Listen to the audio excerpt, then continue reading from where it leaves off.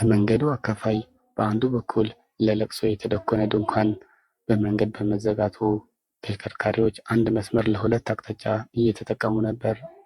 በወላይታ ዞን ሶዶ ከተማ ዛሬ ጠዋት 2 ሰዓት አካባቢ በደረሰ የትራፊክ አደጋ አሽከርካሪውን ጨምሮ የ4 ሰዎች ሕይወት ወዲያውኑ ማለፉን የወላይታ ሶዶ ከተማ ፖሊስ አዛዥ ምክትል ኮማንደር ሀብታሙ አሰፋ ተናግረዋል።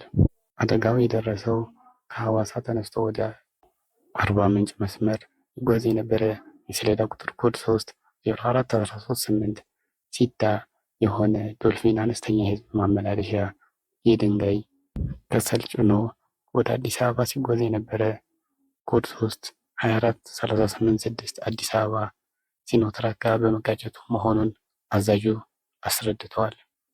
የአደጋው መንስኤ በመንገድ አካፋይ በአንዱ በኩል ለለቅሶ በተደኮነ ድንኳን መንገድ በመዘጋቱ ተሽከርካሪዎች አንድ መስመር ለሁለት አቅጣጫ እየተጠቀሙ ስለነበር ቅድሚያ ባለመሰጣጣት የተፈጠረ ስለመሆኑ ምክትል ኮማንደር ሀብታሙ አስታውቀዋል።